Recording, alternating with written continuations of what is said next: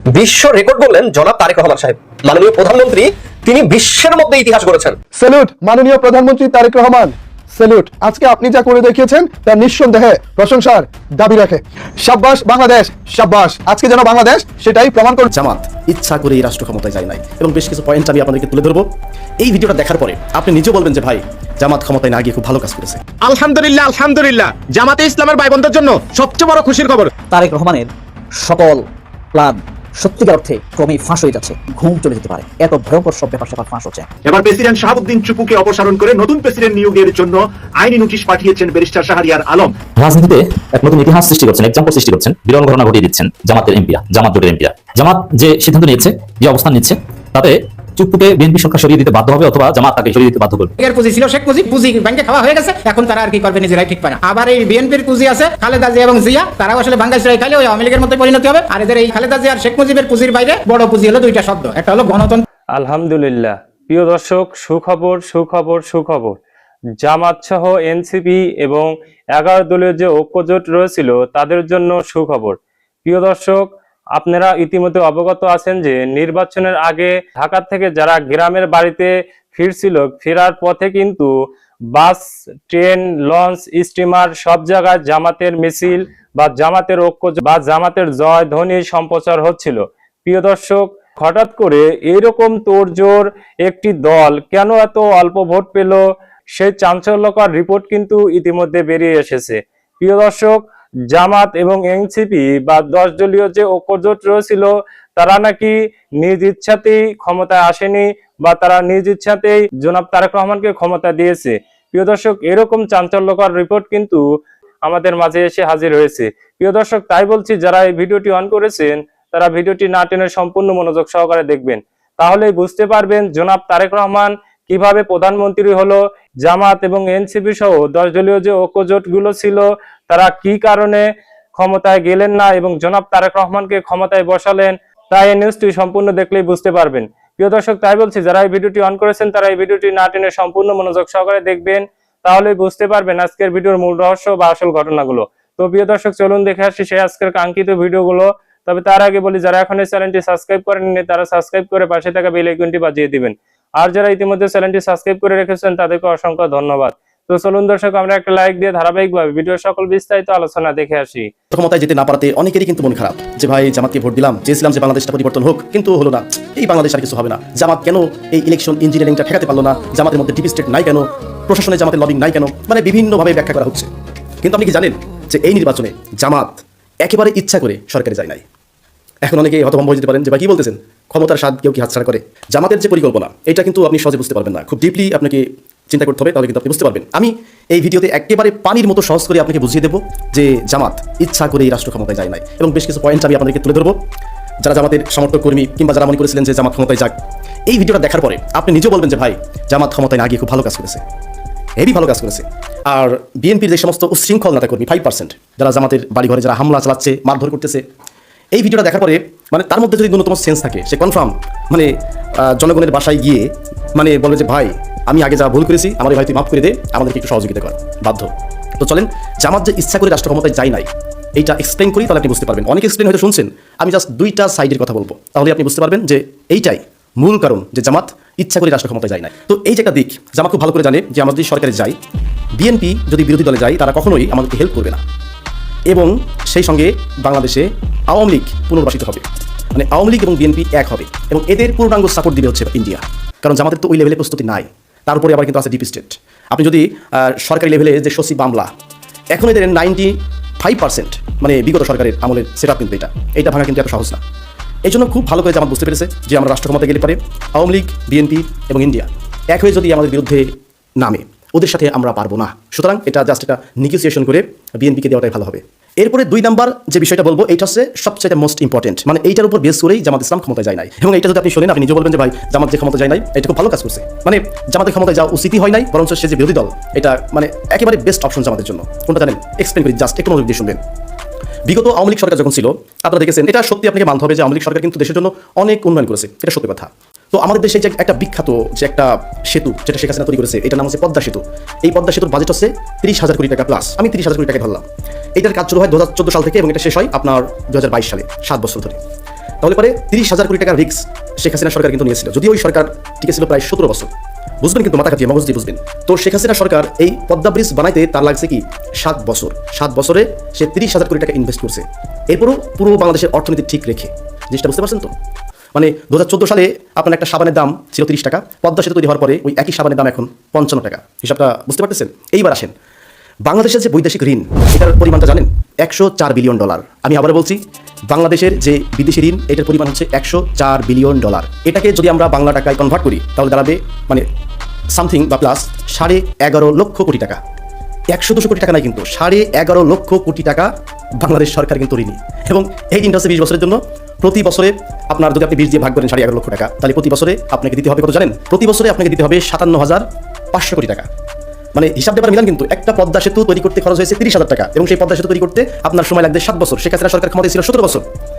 আর প্রতি বছরে আপনার বিদেশি ঋণ শোধ করতে হবে 57,000 কোটি টাকা। আমি ধরলাম এটা 60,000 কোটি টাকা। তার মানে কি জানেন তো, বিএনপি সরকারকে প্রতি বছরে 2টা করে পদ্মা সেতু বানাতে হবে। পসিবল? মানে যেটা আওয়ামী লীগ সরকার 7 বছর ধরে বানিয়েছে, যেই টাকা দিয়ে আপনার বিএনপি সরকারকে, অর্থাৎ 57,000 টাকা ঋণ, মানে প্রতি বছরে 2টা পদ্মা সেতু বানানোর যে খরচ, এইটা প্রতি বছর বিএনপি সরকারকে করতে হবে। এখন আপনি বলেন যে প্রতি বছরে যদি 57,000 কোটি টাকা মানে 2টা করে পদ্মা সেতু বাংলাদেশে তৈরি করা হয়, বাকি উন্নয়ন সম্ভব কিনা? পসিবল কোনো দিন হবে না, কোনোদিন হবে না, এটা গ্যারান্টি। জামাত এটা খুব ভালো করে বুঝতে পারছে যে আমরা মানে দেশের উন্নতি করতে পারবো না এই ঋণের বোঝার কারণে। তো সুতরাং ঠিকঠাক মতো একটা মানে সেট আপ করো। সেট আপটা কি? এই বিএনপির সামনে আগায় দাও। মানে ব্লান্ডার যদি হয় ও হোক, কিন্তু আমরা মানুষের কাছে মানে দেখানোর চেষ্টা করবো যে আমরা হেরেছি, তাতে কি হয়েছে, সামনে আবার এগিয়ে যাবো। আমরা ন্যায় এবং ইনসাফের দল, মেটিকুলাস ডিজাইন। বুঝতে পারতেছেন তো জিনিসটা? তো সর্বশেষ অনেকে বলতে পারেন তো ভাই বিএনপি তো সাহস করে গেল, বিএনপি তো কেবল গিয়েছে, নতুন বিয়ে করলে 6 মাস খুব ভালো লাগে, কিন্তু 6 মাস পর থেকে কিন্তু আপনি রিয়েল কাহিনী শুরু হয়। যারা বিয়ে করেছে ওদের কাছ থেকে জিজ্ঞাসা করবেন। তো যেহেতু বিএনপি নতুন গভর্নমেন্ট, জাস্ট একটু যাইতে দেন, একটা বছর যাইতে দেন, এরপর ওই 55 টাকা সাবান কয় টাকায় আপনার কিনতে হয় এটা আপনি নিজের চোখে দেখবেন। আমার আর বেশি কিছু বলা লাগবে না। তারেক রহমানের সকল প্ল্যান সত্যিকার অর্থে ক্রমেই ফাঁস হয়ে যাচ্ছে এবং নগ্নভাবে তা মানুষের চোখে ধরা পড়ছে। আপনারা বিস্ময়ে আশ্চর্য হয়ে যাবেন এবং থমকে থমকে ভাবতে ভাবতে আপনাদের চিন্তার রেশ লম্বা হবে, ঘুম চলে যেতে পারে। এত ভয়ঙ্কর সব ব্যাপার স্যাপার ফাঁস হচ্ছে। প্রতিপক্ষের উপরে অত্যাচারের নতুন এবং সফট জেন্টেল স্টিম রোলার চালানোর জন্য যেই পরিকল্পনা এবং ফাঁদ পেতে বসেছে তারেক রহমান, সেই ফাঁদ অচিরেই মানুষের সামনে আরও স্পষ্ট হয়ে যাবে। যারা রাজনীতির বোদ্ধামহল, বিশ্লেষক, ইনডেপথ ডিপ স্টেট নিয়ে গভীর চিন্তা করেন, তারা ইতিমধ্যে তারেক রহমানের প্ল্যান ধরে ফেলেছেন। তারেক রহমান খুব স্পষ্টভাবে বুঝতে পেরেছেন যে কোনোভাবেই জামায়াত এবং ইসলামী ছাত্র শিবিরকে আদর্শিকভাবে রাজনৈতিকভাবে মোকাবেলা করা সম্ভব নয়। এটা কার্যত অসম্ভব। বিএনপি যে স্টাইলে রাজনীতি করছে, তাদের রাজনৈতিক যে এলিমেন্টস, তা ইতিমধ্যে ভোটা হিসাবে পরিগণিত হয়েছে মানুষের কাছে। তা আগের মতো ধার আর নেই। ভোটের রাজনীতিতে বিএনপি অলরেডি নাস্তানাবুদ হয়ে গিয়েছে। কোন রকম যদি এই সূক্ষ্ম ইঞ্জিনিয়ারিং এর আশ্রয় না নিত, তাহলে এবারের ক্ষমতার আসনগত বাঘে সিংহে মুখোমুখি হওয়ার মতো এক লড়াই। কিন্তু ডিপ স্টেটের সহযোগিতায় এবং ডক্টর ইউনূসের অসহায় পরিস্থিতি থেকে একটি সেফ এক্সিটের জন্য বিএনপিকে সেই পরিস্থিতি করে দিতে বাধ্য হয়েছে বাংলাদেশের প্রশাসন, দুর্নীতিগ্রস্ত আমলাতন্ত্র এবং অপরাধী সেনাচক্র। এই পরিস্থিতিতে সেই তারেক রহমানের গোপন এজেন্ডাটা কি আপনারা খুব ভালো করেই জানেন। প্রতিপক্ষকে মোকাবেলার 1 নম্বর হাতিয়ার হিসাবে নির্যাতন, নিপীড়ন, অত্যাচার, হত্যা, গুমকে ব্যবহার করে আসছে ক্ষমতাসীন দলগুলো। আর এই হত্যা, নির্যাতন, গুম, খুন, ধর্ষণ এইসবকে পুঁজি করেই আওয়ামী লীগ গত 17 বছর ক্ষমতায় ছিল। কিন্তু বিএনপি আওয়ামী লীগের মতো অত্যাচার, নির্যাতন, গুম, খুন, কিডন্যাপ করে ক্ষমতা চালাবে, হাতে ধরে রাখবে, এই শক্তিটুকু এবং মেধাটুকু বিএনপির নেই। তাছাড়া আওয়ামী লীগ যেভাবে মিডিয়া, আমলাতন্ত্র, প্রশাসন, সেনাতন্ত্র এবং পুলিশের অপরাধী চক্রের সমর্থন পেয়েছে, বিএনপি সেভাবে পাবে না। কারণ বিএনপিকে সহযোগিতা করতে গিয়ে আদতে তারা আওয়ামী লীগকে পুনর্বাসন করে ফেলবে। তাই বিএনপি এমন এক পরিকল্পনা হাতে নিয়েছে যে আওয়ামী লীগকে তারা দেশে আসতে দিবে। আওয়ামী লীগ এর একমাত্র পথ হবে, একমাত্র কাজ হবে জামায়াত ইসলাম এবং ইসলামী ছাত্র শিবির এবং ইসলামপন্থী শক্তির উপরে অত্যাচার, নির্যাতন এবং স্টিম রোলার চালানো। আওয়ামী লীগ এই কাজটাই করবে। এই শর্তে বিএনপি এবং আওয়ামী লীগের দিক থেকে শর্ত হলো তারা রিলেভেন্ট হবে বাংলাদেশে, আর বিএনপির দিক থেকে শর্ত হলো তোমরা জামায়াত এবং শিবিরের উপরে দমিয়ে, চাপিয়ে এবং দাবায় রাখা যায় যতটুকু সেটুকু করবা। তাহলে আওয়ামী লীগ জামায়াতের উপর অত্যাচার করবে, শিবিরের উপর অত্যাচার করবে, ইসলামপন্থী শক্তির উপর অত্যাচার করবে, আর বিএনপি শান্তিতে রাজনীতি করবে, ক্ষমতা উপভোগ করবে। মিডিয়াগুলো ব্যস্ত থাকবে যে জামায়াত এবং আওয়ামী লীগের মারামারি নিয়ে। একটা পর্যায়ে এসে মিডিয়া এবং সুশীল সমাজ আওয়ামী লীগকে লাইমলাইটে নিয়ে আসবে এই বলে যে আওয়ামী লীগ মৌলবাদী এবং উগ্র শক্তিকে দমিয়ে রাখতে একমাত্র কার্যকর রাজনৈতিক শক্তি, তারাই পেরেছে জামায়াত ইসলাম এবং উগ্র ইসলামিক শক্তিকে দাবিয়ে রাখতে। তারেক রহমানের এই হলো সূক্ষ্ম এবং অতিবাস্তব প্ল্যান। এখানে সন্দেহ রাখার বিন্দু মাত্র কোনো অবকাশ নেই। তারেক রহমানের ওই যে লন্ডন থেকে আসতে দেরি হয়েছে, দেশে আসতে তিনি স্বাধীন নয়, তিনি আসলে তখন নেগোসিয়েশন করছিলেন ওই স্বৈর শাসক, খুনি, অত্যাচারী, ফ্যাসিবাদী শক্তির সাথে তিনি নেগোসিয়েশন করছিলেন। রাষ্ট্রপতি জনাব শাহাবুদ্দিন চুকুর বিরুদ্ধে জামাত ইসলামীর রাজনীতিতে এক প্রকার তোলপাড় সৃষ্টি হয়েছে। জামাত ইসলামী রাষ্ট্রপতি শাহাবুদ্দিন চুপ্পুর বিরুদ্ধে সোচ্চার হয়েছে কঠোর অবস্থানে। জামাত যে সিদ্ধান্ত নিয়েছে, যে অবস্থান নিচ্ছে, তাতে চুপ্পুকে বিএনপি সরকার সরিয়ে দিতে বাধ্য হবে অথবা জামাত তাকে সরিয়ে দিতে বাধ্য করবে। পার্লামেন্ট শুরু হলে রাষ্ট্রপতি চুপ্পুর বিরুদ্ধে জামাত ইসলাম কঠিন অবস্থান গ্রহণ করবে। জামাত ইজ ভেরি সিরিয়াস এগেন্স্ট রাষ্ট্রপতি শাহাবুদ্দিন চুপ্পু, বিকজ এখানে একটা সূক্ষ্ম রাজনীতি রয়েছে। চুপ্পু বহাল তবিয়তে থাকলে শেখ হাসিনা ক্ষমা বের রাজনীতির পুনর্বাসন হতে পারে। শেখ হাসিনা কিসের ফাঁসি? সহজভাবে বুঝেন, শেখ হাসিনা যদি এখন দেশে আসলেই তার ফাঁসির সময় হয়ে যাবে, কারণ আপিল করার সুযোগ নাই। জাস্ট একটা সুযোগ পাবেন, ডেথ রেফারেন্স জারি করার পর জাস্ট একটা সুযোগ, রিভিউ টিভিউ এগুলোর সুযোগ নেই। রাষ্ট্রপতির কাছে প্রাণ ভিক্ষা চাওয়ার সুযোগ পাবেন। চুপ্পুর কাছে প্রাণ ভিক্ষা চাইলে কি শেখ হাসিনা প্রাণ ভিক্ষা দিবেন না? সেটা পারবেন। শেখ হাসিনা আওয়ামী লীগের যে চাইবে তাকে প্রাণ ভিক্ষা দিবে, তারপরে হাসিনা অ্যাজ ইউজুয়াল। বিষয়টা কতটা সিরিয়াস দেখছেন? তো Jamaat is also serious against president Shahabuddin Chuppu. তো জামাত ইসলামী প্রথমে আমিরে জামাত শাহাবুদ্দিন চুপ্পুর বিরুদ্ধে বক্তব্য দিয়ে একটা রহস্য রেখে দিয়েছেন, যার অর্থ যে শাহাবুদ্দিন চুপ্পু অনেক কিছু গোপন করেছেন। এখন কি গোপন করেছে এটা জামাত জানে, যার ফলে জামাতকে এটা বলতে হবে যে আপনারা বলেন তাহলে। এবং পার্লামেন্ট শুরু হলে আমিরে জামাত বা জামাতের সংসদ সদস্য সেটা বলবেন, আমিরে জামাত নিজে ঘটনার সাক্ষী তিনি বলবেন। এবং চুপ্পুর যে আচরণ, যে বক্তব্যগুলো, এগুলোকে জামাত অগ্রহণযোগ্য বলছে আমিরে জামাত। এখন অগ্রহণযোগ্য আচরণ করে তো সে প্রেসিডেন্ট বলে থাকতে পারে না। এরপরে এখন জামাত আনুষ্ঠানিক বিবৃতি দিয়ে শাহাবুদ্দিন চুপ্পুর বিরুদ্ধে শপথ লঙ্ঘনের অভিযোগ এনেছে। কোন একটা দেশের মহামান্য রাষ্ট্রপতি যদি শপথ লঙ্ঘন করে, সেই বলে তিনি থাকতে পারেন না। তো জামাত এবং আসলে শপথ লঙ্ঘন করেছে। শাহাবুদ্দিন চুপ্পুর বিরুদ্ধে শপথ লঙ্ঘনের অভিযোগ এনে জামাত কার্যত চুপ্পুকে সরিয়ে দিতে চাচ্ছে। তো জামাতের কারণে হয়তো চুপ্পুকে বিদায় দিতে হবে। এতে বেশ কিছু লাভ আছে, যে চুপ্পুকে সরানোর ক্রেডিট জামাত পাবে, জামাত হিরো হবে জাতির কাছে, জুড়ে প্রজন্মের কাছে। এবং অভিশংসনের বিলও জামাত হয়তো উত্থাপন করতে পারে সংসদে। আর সেই বিলে যদি বিএনপি সম্মতি না দেয়, তাহলে জাতির কাছে বিএনপি ভিলেন হবে, যে বিএনপি চুপ্পুকে সরানোর জন্য যে অভিশংসন ইমপিচমেন্ট বিল, তাতে তারা রাজি হয়নি। এর মানে কি? তাহলে কি দাঁড়ালো? যে এই চুপ্পু গণহত্যাকারী দোসর চুপ্পু, শেখ হাসিনার দোসর, ভারতের দালাল, মহামান্য রাষ্ট্রপতি চুপ্পু। এর জন্য বিএনপির এত দরদ কেন? তাহলে বিএনপি কি? বিএনপি আসলে বিএনপি না বিএনপি ভারত আওয়ামী লীগ? বিএনপি কি ভারতের দালাল নাকি? এই প্রশ্নগুলো জলভাবে সামনে আসবে। তো দর্শক, জামাতের বিবৃতি, সাক্ষাৎকারে গোপন বিষয় প্রকাশ করে শপথ ভেঙেছেন রাষ্ট্রপতি। জামাত ইসলামী এই দাবি করেছে, কারণ এটা ইমপিচমেন্টের গ্রাউন্ড, এটা বুঝতে পারছেন। আর বিএনপির অবশ্যই বিএনপির জন্য এটা মিনিমাম একটা আউটফিট, যে চুপ্পুকে সরিয়ে দিতে তাদের রাজি হতে হবে। এখন যেহেতু সবকিছু ঠিক হয়েছে, বিএনপির ভাষায় পার্লামেন্ট টাইম হয়েছে, তো সংসদের প্রথম অধিবেশনের পরেই তাকে সরিয়ে দেওয়ার বিষয় আসবে। এখন চুপ্পু পদত্যাগ করতে চাইবেন না, কারণ হচ্ছে শেখ হাসিনা আওয়ামী লীগের ভারতের প্ল্যান আছে, শেখ হাসিনা ফিরলে তাকে এয়ারপোর্ট থেকে গ্রেপ্তার করা হবে, তারপরে জেলে যাবেন, তারপরে প্রাণ ভিক্ষা আবেদন করবেন, মুক্তি পাবেন। এরকম প্ল্যান আছে, যার ফলে 2028 সাল পর্যন্ত থাকার একটা আগ্রহ প্রকাশ করেছেন শাহাবুদ্দিন চুপ্পু। আর এটা জামাত হতে দিবে না। শপথ লঙ্ঘনের রাজনৈতিক অভিযোগ এখন আনলো, পার্লামেন্ট শুরু হলে শপথ লঙ্ঘনের অভিযোগ এনে ইমপিচমেন্ট বিল উত্থাপন করবে, তারপরে খেলা জমবে। জামাত হিরো হবে, ইতিহাসের পাতায় অবিস্মরণীয় হয়ে থাকবে জামাত কিভাবে একজন রাষ্ট্রপতি জয় গণনা করে দিয়েছে। এবং আওয়ামী লীগ ভারতের বিরাট ষড়যন্ত্র, যেমন শেখ হাসিনা এত হত্যা করেছে, এত গণহত্যা, 162 জন শিশু হত্যা, এগুলো বিচার হবে না। শেখ হাসিনা মুক্তি পেয়ে আবার রাজনীতি করবে। হ্যাঁ, শেখ হাসিনা আসতে পারলে আওয়ামী লীগ আবার বড় দল হিসেবে ঘুরে দাঁড়াবে, কিন্তু শেখ হাসিনা মুক্ত আওয়ামী লীগ সর্বোচ্চ জাতীয় পার্টি। এই জায়গাটা জামাত সম্ভবত শেখ হাসিনাকে আটকে দিতে পারবে চুপ্পুকে জয় গণনা করে দেওয়ার মাধ্যমে। আর এই কাজের মাধ্যমে জামাত ইতিহাসে অবিস্মরণীয় হয়ে যাবে এবং জামাতের জনপ্রিয়তা মারাত্মকভাবে বেড়ে যাবে। জামাত রাজনীতি আরো বেশি রেলেভেন্ট হবে। এমনকি আওয়ামী লীগের লোকজন অনেকে জামাতে আসবে, কারণ আওয়ামী লীগের লোকজন জামাতের বা বিএনপি আদর্শ অনুপ্রাণিত হয়ে কেউ দল ত্যাগ করে না। আওয়ামী লীগের লোকজন ভয়ে পরিস্থিতির শিকার হয়ে দল ত্যাগ করে।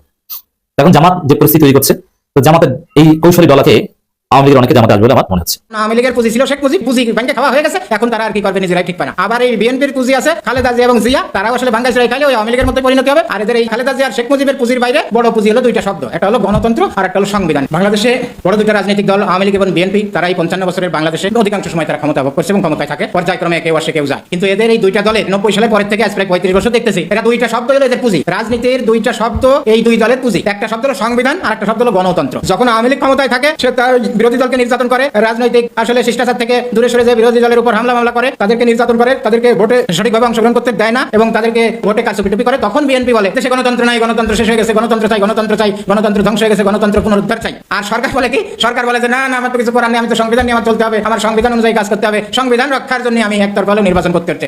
নির্বাচন যদি আমি না করি তাহলে তো আমার সংবিধান রক্ষা হবে না, সাংবিধানিক সংকট তৈরি হবে। তা সরকারি দলে যখন থাকে যে বিএনপি বা আওয়ামী লীগ যেই বলেন, তখন সরকারি দলে থেকে বলে সংবিধান রক্ষা করতে হবে, সংবিধান রক্ষা করতে হবে। আর যখন এরা বিরোধী দলে যায়, সরকারি দলের থেকে চাপে পড়ে, সরকারি দলের থেকে নির্যাতনে থাকে, তখন বলে যে গণতন্ত্র উদ্ধার করতে হবে, গণতন্ত্র উদ্ধার করতে হবে। এই দুই দলের দুইটা শব্দ হলো পুঁজি, এই দুইটা জীবন ভরে রাজনীতি করে যাচ্ছে। রাষ্ট্রপতি শাহাবুদ্দিন চুপ্পুকে নিয়ে চারদিক থেকে নানান সিদ্ধান্ত এবং পদক্ষেপ দৃশ্য পড়ে আসছে, যার একটা তাৎপর্য হচ্ছে নিরুপায় অসহায় বিএনপি সরকার বেশি দিন টিকতে পারবে না। দর্শক, জামাত এনসিপি উঠে পড়ে লেগেছে রাষ্ট্রপতি শাহাবুদ্দিন চুপ্পুকে এবার জয় বাংলা করে দিতে হবে, তাকে সরিয়ে দিতে হবে, অপসারণ করতে হবে। অলরেডি দেখেছেন যে জামাত ইসলামী এই রাষ্ট্রপতির বিরুদ্ধে শপথ লঙ্ঘনের অভিযোগ এনেছে, যদিও এই শাহাবুদ্দিন চুপ্পু বারবার শপথ লঙ্ঘন করেছেন এবং নাহিদ ইসলাম বলেছেন যে তাকে অভিশংসন করে গ্রেপ্তার করতে হবে। সংসদের প্রথম অধিবেশনে তাকে অভিশংসন করার দাবি উঠেছে এবং ডেফিনেটলি অভিশংসন বিল, যেটা যেকোনো এমপি উত্থাপন করতে পারে না আইন অনুযায়ী, যেটাকে বেসরকারি বিল বলে, জামাত এনসিপির এমপিরা হলেও তারা বেসরকারি বিল উত্থাপন করবেন এবং রাষ্ট্রপতির ভাষণের সময় জামাত এনসিপির এমপিরা সংসদ বর্জন করলেও করতে পারেন। হ্যাঁ, সংসদ বর্জন করার রীতি রয়েছে, রাষ্ট্রপতির ভাষণ তারা নাও শুনতে পারেন, ওয়াকআউট করতে পারেন। এর মানে সংসদ অধিবেশন শুরুর মুহূর্তেই সংসদে তোলপাড় লেগে যাবে। শুধু এভাবেই এই শাহাবুদ্দিন চুপ্পুকে সরানোর চেষ্টা করা হচ্ছে না, এমনকি শাহাবুদ্দিন চুপ্পুর বিরুদ্ধে প্রয়োজনে এনসিপি রাজপথে মিছিল করবে। বিশেষ করে সংসদের প্রথম অধিবেশনে, সংসদ শুরু হওয়ার কিছুদিনের মধ্যে যদি অভিশংসনের কোনো যে বিল উত্থাপন করা হবে সেই বিল যদি কার্যপ্রণালী বিধিতে উত্থাপিত না হয়, অথবা যদি বিএনপি এটাকে কোনোভাবে নেগেট করে, যেহেতু বিএনপির গ্রুপ মেজরিটি আছে, তাহলে রাজপথে মিছিল করা রাষ্ট্রপতিকে সরাতে এতেও এনসিপি প্রস্তুত রয়েছে। শুধু এটা নয়, এখন আরেকটা সিদ্ধান্ত, শাহাবুদ্দিন চুপ্পুকে অপসারণ করে নতুন রাষ্ট্রপতি নিয়োগে আইনি নোটিশ, লিগাল নোটিশ দেওয়া হয়েছে। এখন এই লিগাল নোটিশ দিয়ে রাষ্ট্রপতি চেঞ্জ হয় না, বা এটার মাধ্যমে কিছু হবেও না, তো লিগাল নোটিশের জবাব হয়তো আসবে না, কিন্তু জামাতপন্থী এনসিপি পন্থীরা এই লিগাল নোটিশ দিচ্ছে। তবে লিগাল নোটিশের রাজনৈতিক তাৎপর্য আছে। এর মানে চারদিক থেকে রাষ্ট্রপতি শাহাবুদ্দিন চুপ্পুকে অপসারণ করতে নানান উদ্যোগ, রাজপথ, সংসদ কিংবা লিগাল নোটিশ সবকিছু চলছে। রাষ্ট্রপতির উপর কোনো লিগাল নোটিশ চলে না, রাষ্ট্রপতি আইনের ঊর্ধ্বে, অতএব লিগাল নোটিশের কারণে তার কিছু হবে না। যদি লিগাল নোটিশটা রাষ্ট্রপতিকে দেওয়া হয়নি, আমরা আসছি লিগাল নোটিশের কন্টেন্ট কি সে বিষয়ে, তবে এটা একটা উদ্যোগ যে তাকে সরাতে হবে। এই জনমত বা এই প্রেশার সরকারের উপর তীব্র থেকে তীব্রতর হচ্ছে যে রাষ্ট্রপতিকে অপসারণ করতে হবে। তো দর্শক, এই জায়গায় বিএনপি আসলে অসহায় কিংবা নিরুপায়। বিএনপির স্বার্থ যেহেতু হাসিল হয়ে গেছে, এখন এই যে লিগাল নোটিশ কিংবা আরো নানান বিষয়, জামাত এনসিপির প্রতিবাদ, বিএনপিকে গালাগালি, যে বিএনপি চুপ্পুকে আব্বা মানছে, এই সমালোচনায় বিদ্ধ হওয়া বিএনপির প্রয়োজন নেই। বিএনপির এখন চুপ্পুকে দরকার নাই। চুপ্পু বিএনপিও পার্সপেক্টিভে বিবেচনা করলে বিএনপি চুপ্পুকে এখন অস্বীকার করতে পারে। এবং বিএনপি যারা মন্ত্রী এমপি হয় নাই, তারা কিন্তু ঠিকই চুপ্পুর বিরুদ্ধে বলছে। আসাদুজ্জামান রিপন নামের বিএনপি নেতা তিনি কিন্তু বলছেন, স্পষ্টভাবে বলছেন, জোরালোভাবে বলছেন, ক্লিয়ারলি বলছেন যে চুপ্পু এই করেছে সেই করেছে, একে রাখার কোনো মানেই হয় না। এবং চুপ্পু শপথ লঙ্ঘন করেছেন, গোপনীয়তা শপথ লঙ্ঘন করেছেন। এখন শপথ লঙ্ঘন করলে কিন্তু ইমপিচমেন্ট করা যায়। এখন এই যে উত্তেজনা চুপ্পুকে নিয়ে, এটা বিএনপি চাইলে মুহূর্তে প্রশমন করে দিতে পারে। বিএনপি সরকার পক্ষ থেকে বললেই হয় যে ভাই আপনারা চিন্তা করেন না, জামাত এনসিপি এটা নিয়ে কথা বলার দরকার নাই, সংসদ করলেই আমরা ইমপিচমেন্ট বিল উত্থাপন করবো। এটা বললে তো সবাই শান্ত, সবাই আলহামদুলিল্লাহ বলে, এবং চুপ্পু ব্যাগটা গুছা, ঝামেলা শেষ হয়ে যায়। আবার কিছু বিব্রতকর পরিস্থিতি তারেক রহমানের, এটা এড়ানো কোনো ব্যাপার না। এটা ইউনূস দিয়েছিলেন না, রাষ্ট্রপতি চুপ্পু ছিল, চুপ্পুর মাধ্যমে যে কোনো, এমনকি জুলাই সনদের অধ্যাদেশেও স্বাক্ষর করিয়েছে, আদেশে স্বাক্ষর করিয়েছে, যে কোনো বিল অধ্যাদেশ বঙ্গভবনে পাঠাতো ইউনূস, আর স্বাক্ষর হয়ে আসতো। রাষ্ট্রপতির মাধ্যমে ইউনূস সবকিছু করিয়েছেন, কিন্তু জাস্ট জনমতের প্রতি শ্রদ্ধা রেখে এবং মূলত উচিত ছিল চুপ্পুকে সরিয়ে দেওয়া এবং তাকে গ্রেপ্তার করা, কারণ তিনি একজন দুর্নীতিবাজ, দ্বৈত নাগরিক, বৈধভাবে তিনি রাষ্ট্রপতি থাকতেই পারেন না। আর অনেক দুর্নীতির অভিযোগ তার বিরুদ্ধে আছে। সবচেয়ে বড় বিষয় হচ্ছে তিনি গণহত্যাকারীদের দোষর, প্রকৃত ফেসিবাদের রাষ্ট্রপতি, তিনি বাংলাদেশের রাষ্ট্রপতি নয়। দর্শক, এই জায়গায় যেমন ইউনূস এড়িয়ে চলেছেন, ইউনূসের কোনো হাসি মাখা ছবি বা চুপ্পুর সাথে এরকম ইন্টারাকশন আমরা দেখিনি, এবং রাষ্ট্রীয় গুরুত্বপূর্ণ জায়গায় চুপ্পু যেতে দেওয়া হয়নি, এটা চুপ্পু নিজেই বলেছেন। তারেক রহমান 21 ফেব্রুয়ারি যেটা করেছিলেন, রাষ্ট্রাচার লঙ্ঘন করেছেন, এরকম বলে মানুষের ভাবা পেতেন, এরকম চালিয়ে যেতেন অভিশংসন পর্যন্ত, এটা কিন্তু করতে পারতো। কিন্তু না, এই সামরিক অবস্থানে 25 ফেব্রুয়ারি যে গিয়েছে সেনা হত্যা দিবস উপলক্ষে, সেখানে একদম রাষ্ট্রাচার মেনেছেন তারেক রহমান, মানতে বাধ্য হয়েছেন। কি করেছেন? রাষ্ট্রাচার হচ্ছে একই প্রোগ্রামে প্রধানমন্ত্রী এবং রাষ্ট্রপতি গেলে আগে প্রধানমন্ত্রী যাবেন, তারপর রাষ্ট্রপতিকে রিসিভ করবেন, তারপর রাষ্ট্রপতি বিদায় নেবেন, তারপরে প্রধানমন্ত্রী আসবেন, যেটা 21 ফেব্রুয়ারি তারেক রহমান করেন। তারেক রহমান রাষ্ট্রপতির আগে গেছেন, রাষ্ট্রপতির সাথে দেখাই করেন, তাকে বিদায় দেন, রিসিভ করেন, এটাই ছিল পারফেক্ট। কিন্তু এবার কেন রাষ্ট্রাচার মানতে বাধ্য হয়েছেন তারেক রহমান? কোনো দিক থেকে কোনো সমালোচনা তো উঠে নেই যে এটা আপনি কেন পালন করলেন না, এবং এখন আইনি বাধ্যবাধকতা না, এটা জাস্ট একটা আচার। তো এই জায়গায় এটা বাস্তবতা যে বিএনপি অসহায় এবং নিরুপায়। কি চুপ্পুকে রাখবে কি রাখবে না, এটা বিএনপি জানে না। চুপ্পু রাষ্ট্রপতি 28 সাল পর্যন্ত থাকবেন না অভিশংসন করে বা পদত্যাগ করতে বাধ্য করা হবে, এটা বিএনপি জানে না, তারেক রহমান জানে না। এটা জানে কারা? জানে ইঞ্জিনিয়াররা। কোন ইঞ্জিনিয়াররা? যারা ইঞ্জিনিয়ারিং করে বিএনপি ক্ষমতা এনে দিয়েছে তারা। যেমন খলিলুর রহমানকে যারা পররাষ্ট্রমন্ত্রী পদে বসিয়ে দিয়েছে, অদৃশ্য যে শক্তি, সেই শক্তি জানে যে চুপ্পুকে সরানো হবে কি হবে না, এটা তারেক রহমান কিংবা বিএনপি জানে না। এই জন্য বলছি যে বিএনপি নিরুপায়, কি করবে তারা? তো দর্শক, ডিপ স্টেট, ভারত, যুক্তরাষ্ট্র আরো নানান নেক্সাস আছে, তারা চায় চুপ্পু থেকে যাক এবং চুপ্পুর মাধ্যমে পুরো বিএনপি সরকার তাদের হাতে থাকবে, কারণ বিএনপিকে পুরোপুরি স্বাধীন হতে গেলে বিএনপি তো নাচাতে পারবে না। তো বিএনপির চাবিকাঠি ওই ডিপ স্টেট সহ যারা ইঞ্জিনিয়ারিং করে দিয়েছে তার হাতে রাখতে চায়। হাতে রাখার মাধ্যমে যখন মন চাইবে বিএনপিকে ফেলে দিবে।